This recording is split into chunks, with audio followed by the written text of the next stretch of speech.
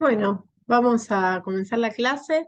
Seguimos con el texto de Juan Agüero. No sé si recuerdan. Hola Estela, ¿qué tal? Vamos a terminarlo, así vemos la próxima clase, el de Piovani. A ver si lo tengo por acá. Acá está. ¿Ahí lo ven bien?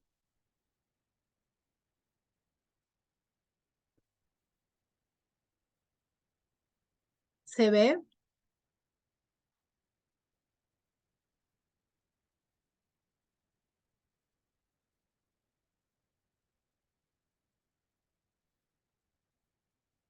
Me dicen si se ve o no se ve porque yo no las veo.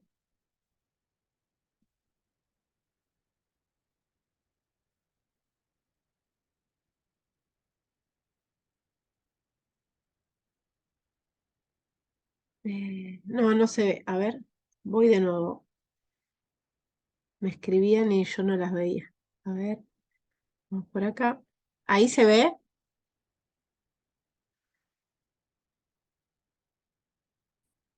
Porfa, prendan el micrófono porque no veo si me escriben.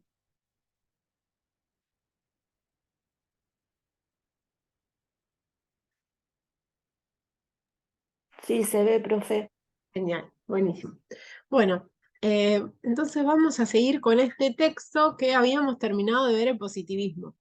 Este es el texto de Entramados epistemológicos en trabajo social, precisamente el capítulo de Juan Agüero, que es Disputas epistemológicas por la hegemonía en ciencias sociales. Usted lo tiene encargado en el aula virtual.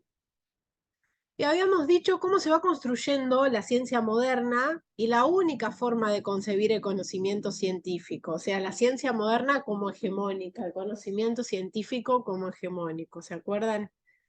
Vimos cómo nace, cómo se va transformando y lo fuimos ubicando en tiempo y espacio. Y fuimos viendo también los diversos pensadores. Habíamos terminado en esta diapositiva, correr la barra de tareas que tengo por acá. El positivismo como filosofía hegemónica de la ciencia moderna europea. Terminamos con Durkheim y ahora pasamos, que es la segunda matriz de pensamiento que nos toca, que tiene que ver con el materialismo histórico. Ustedes han escuchado hablar del materialismo histórico, seguramente en Sociología 1, ¿no? De Marx, ¿lo han visto? Bueno, nosotros, como ya les decía, acá, a ver, tengo el chat. Como ya les decía, el texto de Juan, este capítulo, está muy bueno porque nos va contextualizando y nos va poniendo en situación, en tiempo y espacio de cada pensador y de cada corriente epistemológica. Entonces, nosotros tenemos acá a Karl Marx, siglo XIX. Contrariamente a lo que viene sosteniendo el positivismo y el modelo hegemónico de la ciencia moderna, para Marx los fenómenos económicos son al mismo tiempo fenómenos sociales. Entonces, la existencia de un determinado tipo de economía va a suponer un determinado tipo de sociedad. Para Marx, la sociedad, como la economía y como la política, no son fenómenos naturales, son productos, sino de las condiciones históricas de producción. Igualmente, la ciencia y la producción de conocimiento tampoco son independientes del modo de producción, ¿no? Y del conjunto de relaciones que emergen del mismo. A ver, ¿hay alguien con el micrófono encendido? Ahí está. Entonces, Marx rechaza, me fui para la otra, acá, rechaza la idea de individuo que es sostenida por el positivismo, como simple elemento constitutivo de un conjunto de relaciones sociales que van a conformar a la sociedad. Para Marx, los seres humanos se diferencian de los animales por la capacidad de producir los medios que posibilitan la reproducción del sistema. Los seres humanos, entonces, para Marx, son sujetos que están moldeados por la sociedad. Entonces, cada sujeto, todo sujeto va a expresar la cultura acumulada por, obviamente, las generaciones que nos anteceden, y como señala Giddens, dice Juan, en su interacción en el mundo natural y social en que vive, contribuye a la ulterior modificación del mundo tal como será experimentado por otro. Entonces, para Marx, los sujetos construyen su mundo, lo protagonizan, pero en condiciones históricas que los sujetos no eligen, que no elegimos. Y es una similitud con la idea de Husserl, la idea del mundo dado como un presupuesto básico en el cual nacemos y que no hemos elegido. Pero Juan dice que nosotros podemos transformar, podemos modificar. Por ende, después, cuando vayamos a ver la opción descolonial, otras matrices epistemológicas, sí, vamos a decir que los sujetos construimos el mundo, nacemos en determinadas condiciones históricas, pero buscamos la emancipación de los pueblos, ¿sí? Buscamos esa liberación en realidad, el ejercicio de derechos, o sea que podemos transformar el mundo. Acá Marx dice que nacemos en condiciones que no elegimos. Y obviamente que los sujetos construyen su mundo y lo protagonizan. Comprensionismo. Pasamos a otra corriente. Max Weber, yo creo que también lo deben haber trabajado en sociología. Es otra forma de pensamiento y concepción de la ciencia, la economía y la sociedad. Es una posición epistemológica contraria al positivismo y al modelo hegemónico de ciencia. Nosotros primero vimos el positivismo, cómo se construye. Entonces, el comprensionismo va a ser contraria a la posición del positivismo. Marx vive en el mismo tiempo, es contemporáneo de Durkheim, que es positivista, y Marx se limita a la mera comprensión de los procesos sociales. O sea que la palabra en el comprensionismo de Max Weber, obviamente la palabra nos lo está diciendo, es la comprensión. Nos invita a comprender los procesos sociales, a comprender las instituciones sin buscar la transformación social. Solo lo hace desde un punto de vista normativo moral. Estudia los procesos sociales con un individualismo metodológico, pero se centra en los procesos subjetivos y en la intención que tienen esos sujetos sociales y en la acción. Y bueno, si lo han visto, plantea los tipos ideales, que es una de las categorías, de los conceptos que trabaja Max Weber, que en realidad los tipos ideales son abstractos, son construidos mediante la abstracción y la combinación de un número indefinido, dice, de elementos, que aunque estén en la realidad, nunca están de forma específica. Un tipo de ideal lo que hace, como es abstracto en realidad, ayuda a comprender los fenómenos sociales, que es lo que le interesa a Max Weber. A ver, había otro micrófono encendido. Ahí está. Bueno, seguimos. Realismo histórico, comprensionismo. Acá venimos de ver a Durkheim, Marx, Weber, y vamos a pasar a la hermenéutica.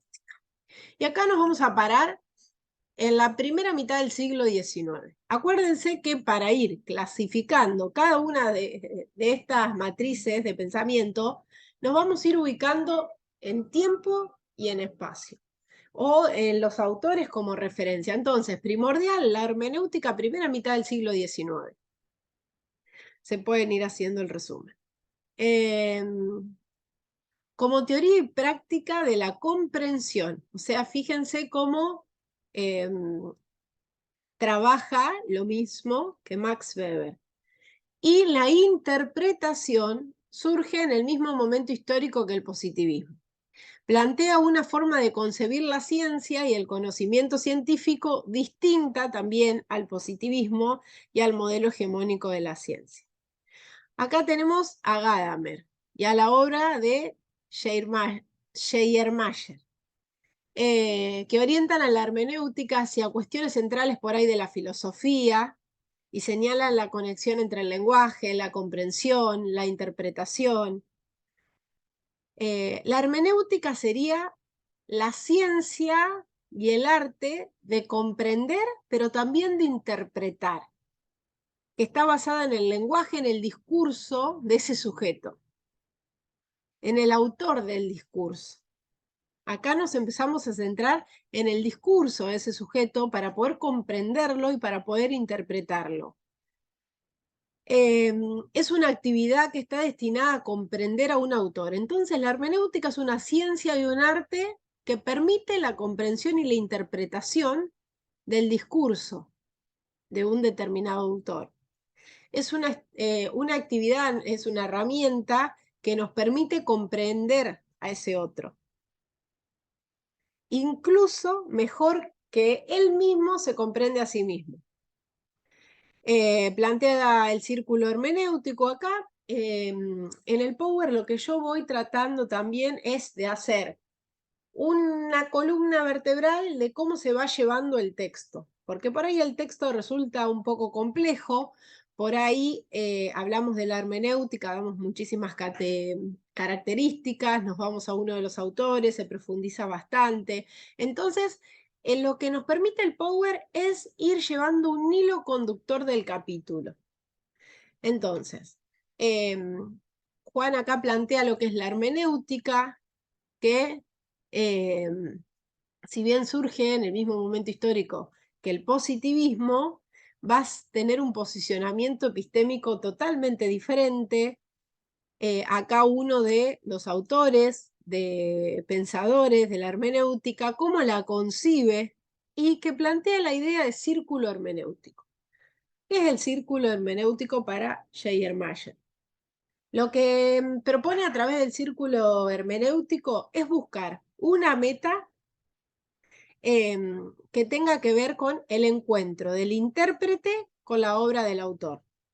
Se trata de un movimiento circular, dice, entre el texto, que sería el discurso, ¿no?, el autor y el proceso de comprender. Propone una teoría hermenéutica rigurosa, de aplicación en general, con metodologías, procedimientos específicos de investigación, análisis lingüísticos, va a estudiar el estilo, el contexto histórico, la tradición literaria, la biografía del autor, qué tan importante, ¿no? Sostiene que el lenguaje de un autor es individual, pero también es una creación histórica, ya que expresa el desarrollo lingüístico y el pensamiento de una época. ¿Ustedes qué piensan con esta última oración? A ver si quieren encender un poquito los micrófonos.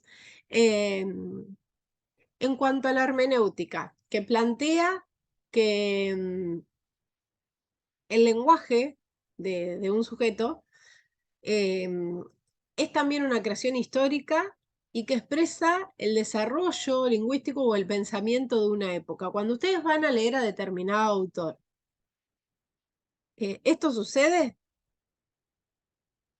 ¿Se dan cuenta que su discurso está atravesado por sus condiciones histórico, culturales, políticas?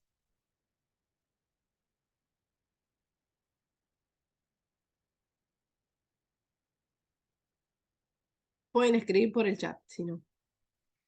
Pero, ¿se entiende a qué va la hermenéutica? Cri, cri, nadie contesta.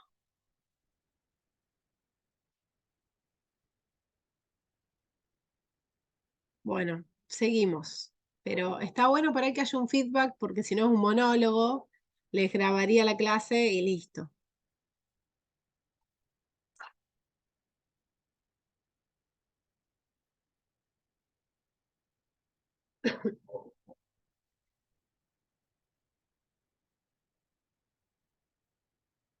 Bueno, seguimos con la hermenéutica. La cuestión central, como estamos viendo, es la comprensión, y se conoce solo lo que se comprende. Conocer es comprender, es interpretar, es descubrir. No descubrir cualquier cosa, sino el sentido del discurso, el sentido que el discurso tiene para el autor, para quien enuncia. Es develar enunciados. Entonces, la interpretación tiene para Schleiermacher dos dimensiones. Una objetiva, que va a ser la relación con la construcción del contexto del autor, o sea que lo que va a construir es el contexto del autor, y una subjetiva, que consiste en colocarse en el lugar del autor. Entonces Schleiermacher va a decir que la hermenéutica es un saber práctico, que no es teórico, que en realidad consiste en una praxis interpretativa de un texto hablado o escrito, en realidad del enunciado, ¿no? En la segunda mitad del siglo XIX ubicamos a Schleiermacher en la primera mitad del siglo XIX. En la segunda va a estar Dilthey, que va a retomar las ideas de él y fundamenta las diferencias entre las ciencias del espíritu y las ciencias naturales, sosteniendo que el método por excelencia de aquellas es la comprensión. ¿Qué es la comprensión? Es una reconstrucción, dice él, de la experiencia histórica, reconstruir la experiencia histórica, y para esta reconstrucción debemos tener un puente. ¿Cómo la podemos reconstruir? A través de un texto, de un documento que se reproduce de ese tiempo. Mientras que el método de las ciencias naturales se convierte en la explicación. Se explican relaciones que se pueden establecer de manera externa. En el próximo texto que vamos a ver de Piovani, ahí vamos a ver cómo lo binario de la ciencia moderna occidental, que desde sus orígenes empieza a surgir, que tiene que ver esto con la comprensión o la explicación, lo objetivo o lo subjetivo. Cómo vamos trabajando, cómo se van disociando, ¿no? La teoría de la práctica. Entonces, para las ciencias del espíritu, la comprensión. Para las ciencias naturales, la explicación. Acá hay, bueno, una ventanita de diálogo que dice: recuerden que Durkheim sostenía una posición epistemológica contraria a la de Dilthey, ya que él ubicaba a la sociología en el modelo hegemónico de la ciencia moderna europea basado en las ciencias naturales. ¿Se acuerdan que en el inicio de las ciencias sociales se ubican la misma metodología, el mismo método que las ciencias naturales? Después van sucediendo cambios y entendemos que las ciencias sociales necesitan de otras metodologías, de otros métodos para poder abordarlas. ¿Se entiende hasta ahí?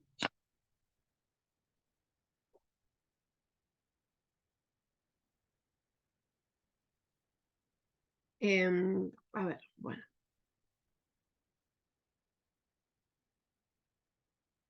Hay un fundamento histórico del conocimiento que nos permite diferenciar a las ciencias naturales de las ciencias sociales. Los fenómenos humanos son históricos y van a requerir de una interpretación. La hermenéutica, va a decir Dilthey, es el método por excelencia y la base epistemológica de las ciencias del espíritu. Toda vez que el individuo se constituye como un ser histórico y las manifestaciones de la vida expresadas en la escritura son objeto de comprensión, de interpretación, que pueden ser leídas y entendidas en un determinado contexto histórico.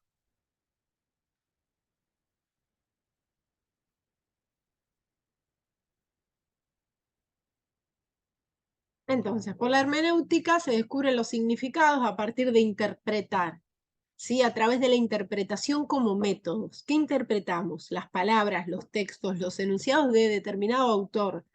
Y ahí recuperamos el sentido. Y con la metodología y los procedimientos hermenéuticos vamos a poder comprender, interpretar desde su interioridad los procesos históricos constitutivos de la vida social de ese autor. Entonces Dilthey dice que las ciencias del espíritu surgen cuando el hombre toma realmente conciencia de los textos y de los documentos producidos que son portadores de sentido. Entonces va a prestar atención al comprender y al observar que no tiene limitaciones y que se abre una posibilidad para que el hombre pueda apropiarse de lo que considere. Comprender el mundo histórico es adentrarse en los sentidos más profundos producidos por un individuo en su relación con otros. Entonces, ¿cuál es el método Ideal de las ciencias sociales para Dilthey. ¿Están por ahí? ¿No están? No sé si quieren prender las camaritas.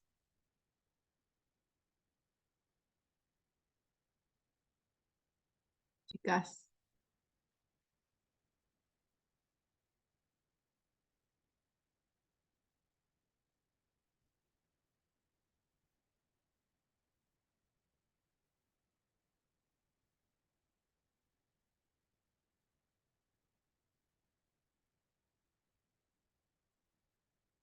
Estoy, profe. Bueno, ¿van siguiendo?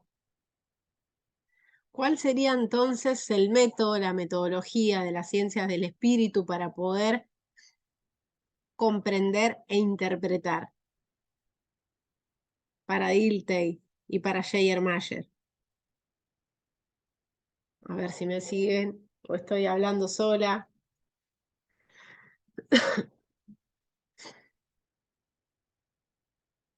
Bueno, sería la hermenéutica.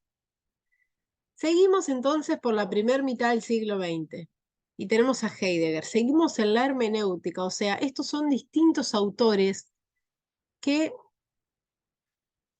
están dentro de esta matriz epistemológica. Realiza entonces un aporte fundamental a la hermenéutica. Están dentro de esta posición epistemológica. Y la va a pensar, esta vez, como un modo de situar al ser humano en el mundo. Existir es comprender. Con esta concepción cambia la mirada de la hermenéutica y lo que va a provocar es un giro y se va a pasar de la interpretación a la comprensión existencial. Con este giro, la hermenéutica deja de ser simplemente un modo de conocer, como venía planteando Dilthey, para transformarse en un modo de existir, de ser y estar en el mundo de manera directa sin mediación. Y llegamos a la segunda mitad del siglo XX. A ver.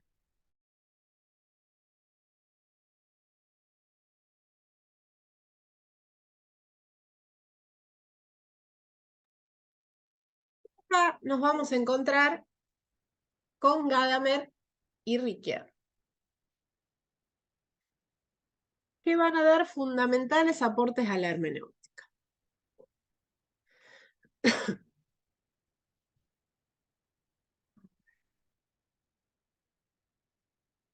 Se considera a Gadamer el padre de la hermenéutica filosófica contemporánea, influenciado por su maestro Heidegger.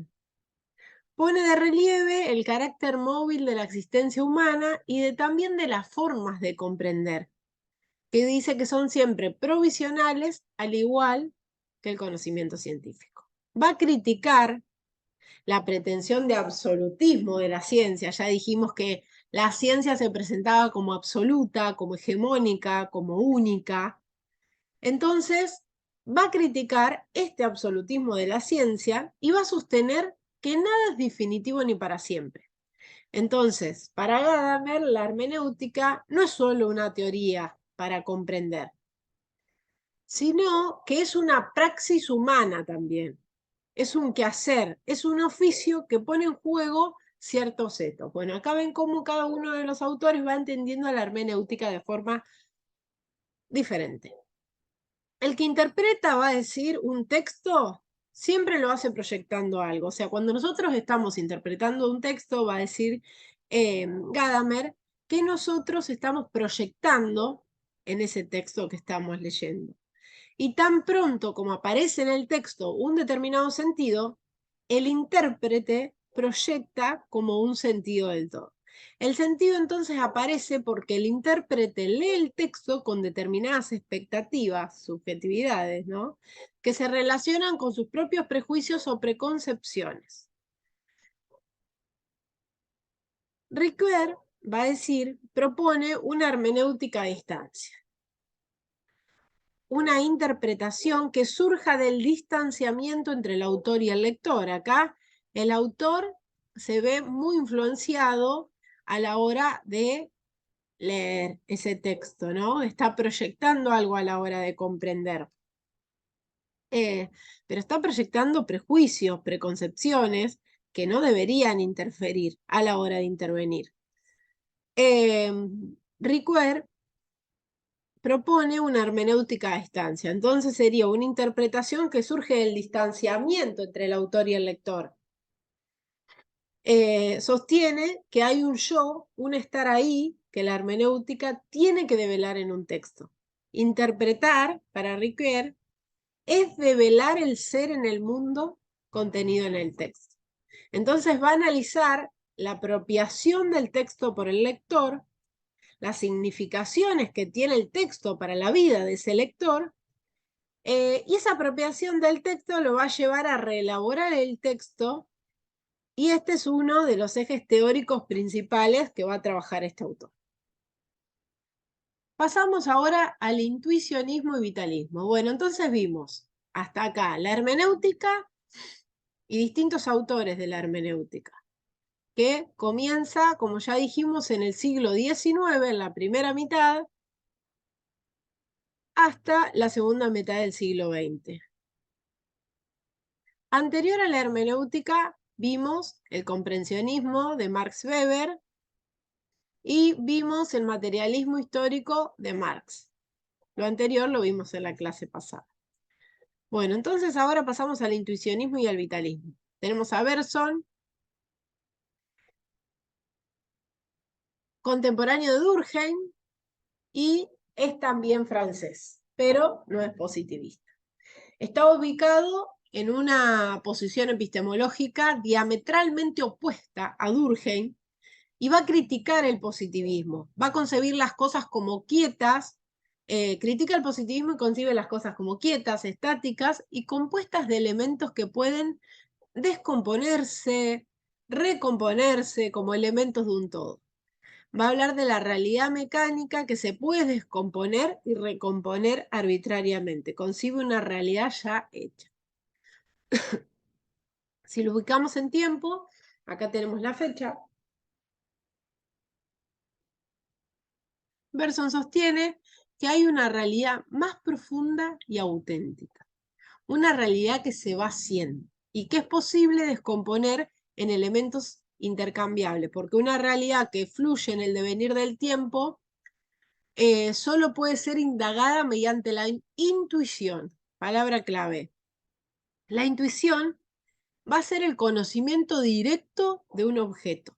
Hay una intuición, dice, que llega al fondo de las cosas, que logra captar la esencia, la existencia, la conciencia, que es de carácter real. Es un movimiento que realiza el intelecto para ponerse en contacto con la íntima realidad esencial de los objetos. Entonces, puede basarse en una actitud intelectual o en una actitud también emotiva, fíjense cómo no descarta, y volitiva. Cuando la intuición se ponen en juego facultades intelectuales, entonces la intuición es intelectual. Toda intuición intelectual tiene un correlato objetivo. Es un esfuerzo por captar, dice, la esencia, la consistencia del objeto mismo. El aspecto profundo y real de las cosas es el movimiento, es el fluir, es el cambiar, lo cual solo podemos llegar a eso por la intuición. Con ella podemos sumergirnos en la realidad profunda y no quedarnos en la superficie como ocurre con la ciencia positiva. Bueno, una de las cosas que le critica a Durkheim a esa ciencia positiva tiene que ver con que se queda en la superficie y no puede profundizar, no puede ir a la raíz. Entonces la intuición se va a convertir en un instrumento, en un camino, una posibilidad real de conocimiento que se expresa en el arte, la filosofía, la historia y otros ámbitos de la vida. Pasamos a la fenomenología y la vamos a ubicar a comienzos del siglo XX. La trascendental fue fundada por Husserl, se entronca la filosofía de la vida. Si bien la pregunta por la vida o por el sentido fue siempre cuestión de la filosofía a comienzos del siglo XX, se inscribe, dice, en la arremetida del romanticismo contra la ilustración. Dilthey es uno de los fundadores de la filosofía alemana de la vida, que lo acabamos de ver. En este contexto, Husserl en 1922, va a hablar de mundo de la vida. Que Juan Agüero tiene un libro también de mundos de la vida que está muy bueno, que habla un poco y deconstruye el tema de la vida cotidiana, donde se interviene el trabajo social. Es muy lindo.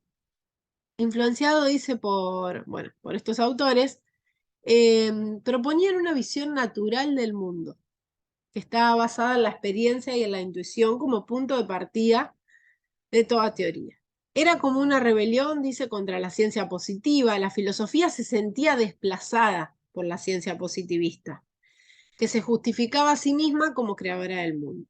Husserl lo que va a hacer es criticar duramente al positivismo por reducir a la ciencia a solo expresiones matemáticas, abstractas y alejadas totalmente de la vida de los hombres. Entonces, lo que va a hacer es reivindicar a la filosofía como un saber riguroso, primero y universal, que es capaz de resolver las cuestiones teóricas más complejas del mundo, la vida de los hombres, justamente en un momento histórico donde está perdiendo influencia la sociedad europea a finales del siglo XIX ante el avance del positivismo científico. En un contexto entonces de incertidumbre por la Primera Guerra Mundial, de la llegada del poder del fascismo, del nazismo, de la explosión de la crisis económica y de una gran vulnerabilidad de personas en situación de hambre, de miseria. Husserl lo que hace en ese contexto es criticar al positivismo como una mera ciencia de hechos que va a transformar a los seres humanos en meros hechos. Fíjense que acá arriba también él dice que ese positivismo reduce a la ciencia solo a expresiones matemáticas. Una ciencia dice que no solo no dice nada en ese contexto, en este contexto, sino que no se pregunta por el sentido o el sentido de la existencia humana. Advierte que el objetivismo de la ciencia moderna no puede maniobrar los contenidos sensibles del mundo corporal, que son intuidos por la experiencia como lo hace con las formas abstractas. Entonces, la pérdida de sentido de la ciencia moderna se debe a la sustitución del mundo real, afectivo, dado, experimentado, experimentable, el mundo de la vida cotidiana, por un mundo de ideales y de formas abstractas. Entonces dice, el ser humano común que vive en el mundo empírico real, donde también vive el investigador científico, ahí baja el investigador a la realidad, se hace preguntas prácticas y teóricas que conciernan a este mundo, a su horizonte de lo desconocido, abierto infinito. Entonces, de esta inducción cotidiana surge luego la inducción científica, pero no cambia el sentido del mundo que es predado como horizonte de todas las inducciones dotadas de sentido. Vivimos en este mundo cotidiano, dice, en esta cotidianidad, como una realidad corporal vívida, y no como idealidades o formas abstractas.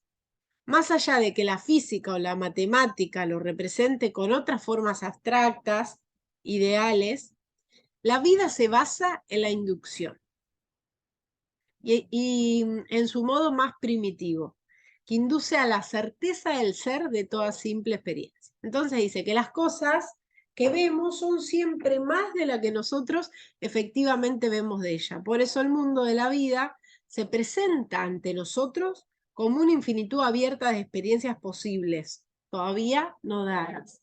Sin embargo, el positivismo construye ideas, símbolos que cubren este mundo, que lo reemplazan por el método científico como si fuera un mundo verdadero. Entonces la fenomenología de Husserl es epistemológica.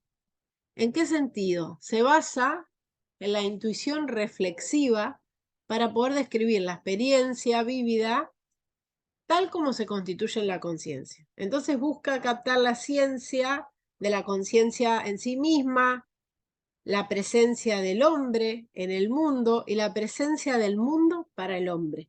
Es una fenomenología hermenéutica, porque pretende descubrir el significado del ser o la existencia de los seres humanos. Y ahora pasamos al constructivismo. ¿Van siguiendo o se van perdiendo con tantas matrices?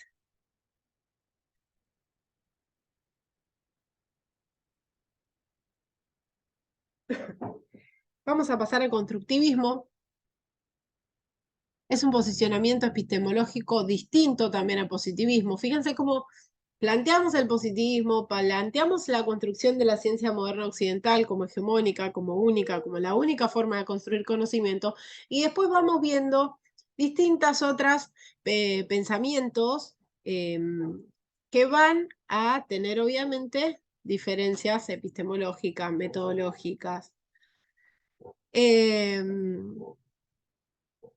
Mismo periodo estamos acá, que también que la fenomenología, y lo vamos a tener a Gastón Bachelard.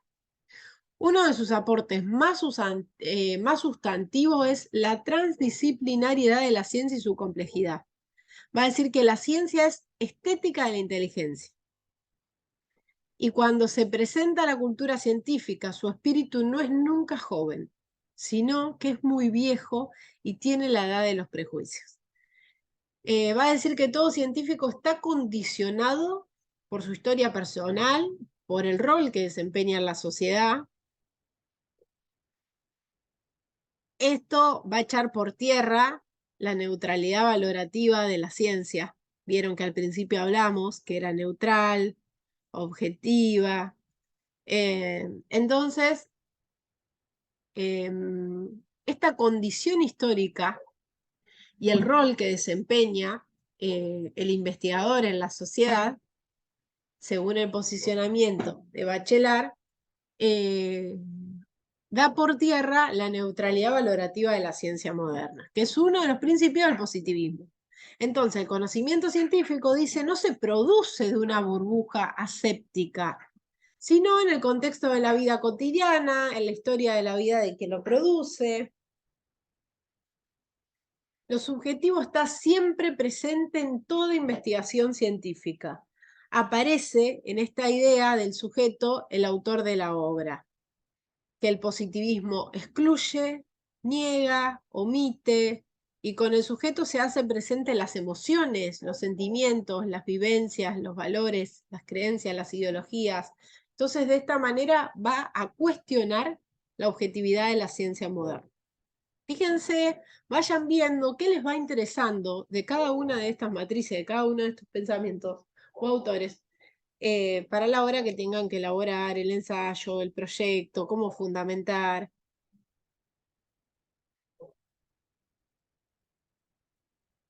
Constructivismo, seguimos. En el análisis del desarrollo histórico del pensamiento científico, Bachelard va a distinguir tres momentos. Acá, para así vamos adelantando, porque ya estamos menos cuarto, así podemos terminar con este texto y seguimos con el otro la próxima clase, los aportes, las ideas que aporta precisamente este autor, y analiza 10 obstáculos que impiden en cualquier época el desarrollo del conocimiento más allá del contexto europeo. Y otros aportes epistemológicos de sus tesis, como toda teoría es una práctica. Fíjense cómo critica el positivismo y cómo propone cosas totalmente diferentes y rompe con esa binaridad del conocimiento científico. Busca superar el problema de separación entre la teoría y práctica. Historicidad como principio y concepción epistemológica contraria al positivismo. Discontinuidad. Ubica aquí a la física en lugar de la superioridad con respecto a la filosofía, una posición que es criticada duramente por la fenomenología de Husserl. Y llegamos al neopositivismo.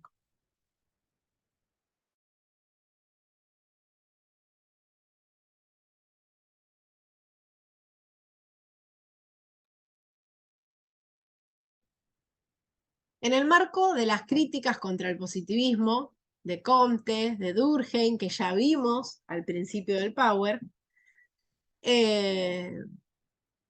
tenemos a otras corrientes epistemológicas diferentes que fundan el Círculo de Viena en 1922. Se denomina así a distintas reuniones que se hacían regularmente en estos años en la ciudad de Viena. La iniciativa surge de un grupo de filósofos que querían discutir sobre la filosofía y la ciencia. Y este círculo lo que hace es profundizar el modelo de ciencia y de conocimiento científico totalmente empirista y antimetafísico. Tenemos a Mach, que proponía una filosofía de la ciencia que denomina epistemología, que está basada en la lógica de enunciados consentidos verificables empíricamente. La función fundamental era discutir de qué manera poder fortalecer el modelo de ciencia construido por la modernidad europea. Después de tantas críticas, el neopositivismo va a tratar de sacar a flote de nuevo la ciencia moderna europea. La necesidad de fortalecer el modelo de ciencia que favorecía la acumulación económica y el desarrollo del capitalismo europeo y norteamericano. El Círculo de Viena se transformará en una usina del neopositivismo lógico y de la filosofía analítica.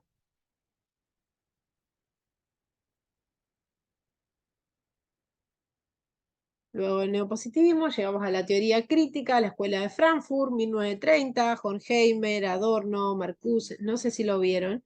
El objetivo de esta escuela es desarrollar una teoría materialista de la sociedad, combinando la teoría de Marx con la ciencia social académica. Fíjense cómo las teorías se van amoldando, se van acoplando, se van encontrando o se van poniendo de frente y criticando.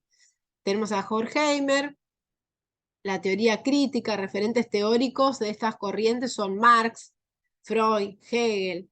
Historizan y socializan la razón de la modernidad vinculándolo con una ideología, van a criticar al positivismo, también al neopositivismo, y van a realizar contribuciones que implican esas rupturas epistemológicas.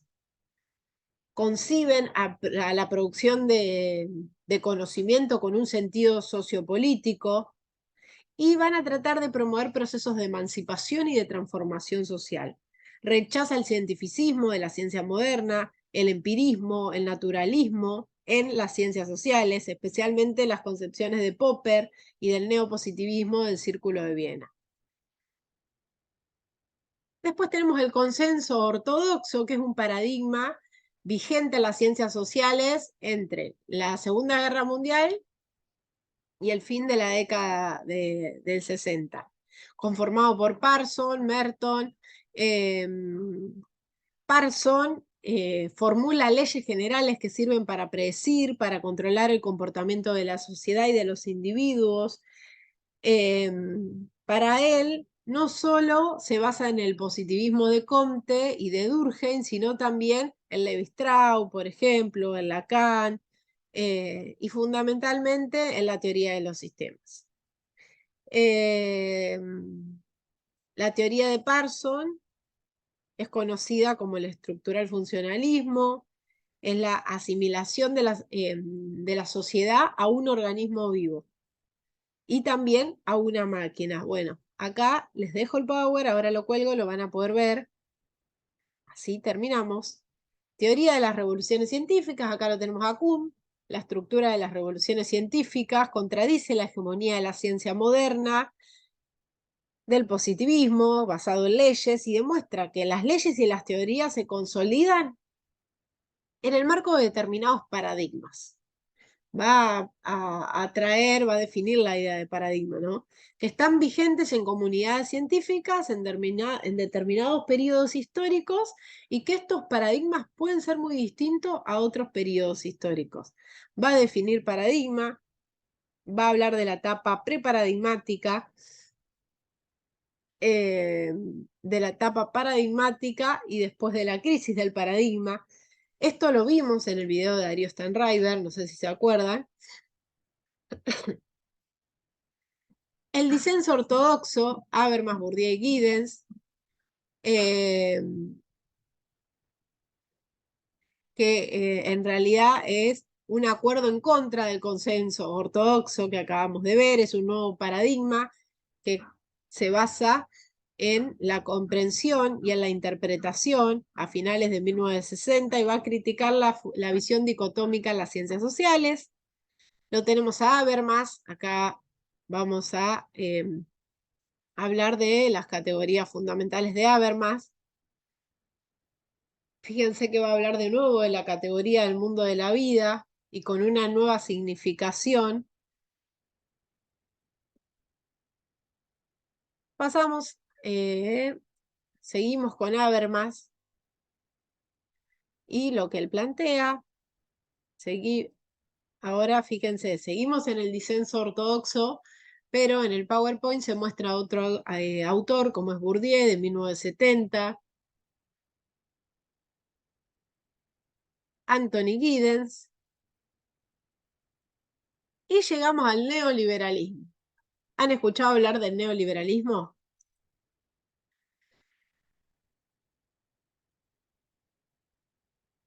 Bueno, acá llega un mensajito, que es mi segunda clase por Zoom y un poco me pierdo, pero con los PowerPoints y los videos voy relacionándolos.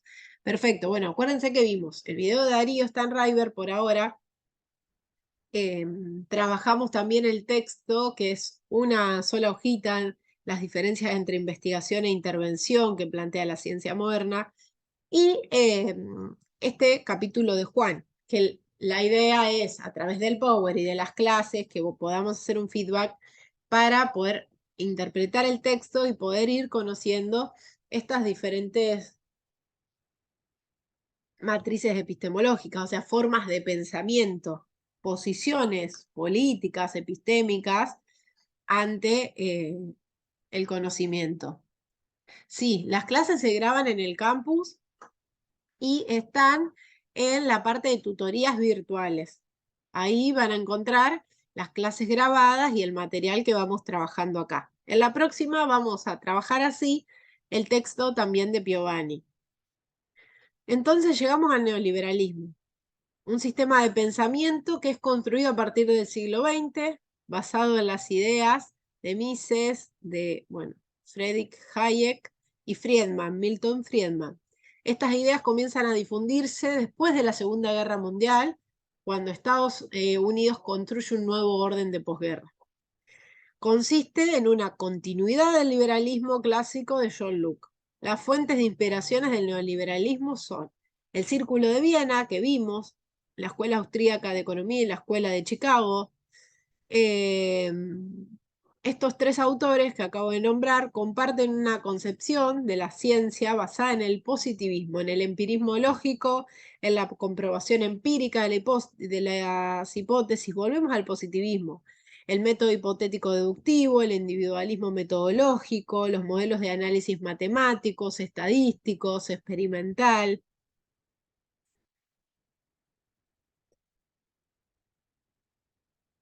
Y luego, y acá terminamos, pasamos a las epistemologías del sur.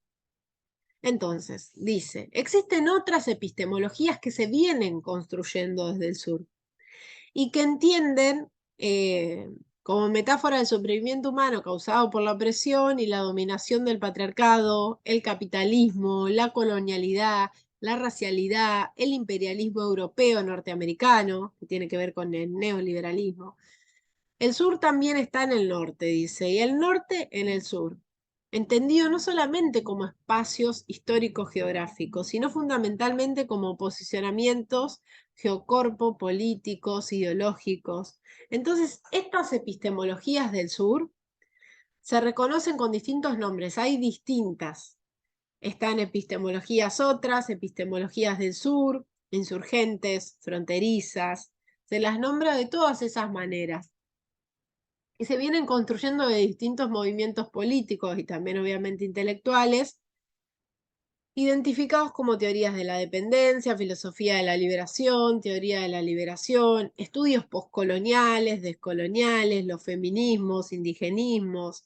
Desde estas epistemologías, que es de donde nos vamos a parar en la cátedra, por lo menos los profesores, las profesoras del teórico práctico, se ha construido un rico bagaje, dice, de conceptos, de categorías muy originales, que luego vamos a entrarnos en el feminismo y cómo estas epistemologías se sustentan también ahí. Como la idea de hombre americano, América profunda, el pensamiento situado, los condenados de la tierra, la liberación, la emancipación, el sentipensar, como lo vienen nombrando, se ubica en esta epistemología, el universal situado, el giro descolonial, o sea, va a proponer un giro, un viraje, un corrimiento, un desprendimiento epistémico para posicionarnos y pensar desde el sur, y no como nos dijeron que había que pensar. Se va a hablar también de la colonialidad del poder, qué es lo que impone esa ciencia, la herida colonial, la interseccionalidad del género, la racialidad, entre otros. Entonces, voy a dejar de compartir. A ver, a ver, a ver. ¿A dónde voy?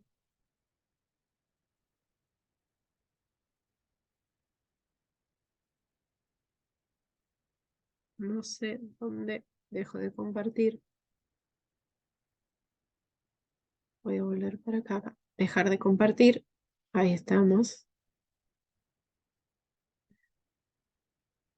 Bueno, a ver, vamos a dejar de grabar también.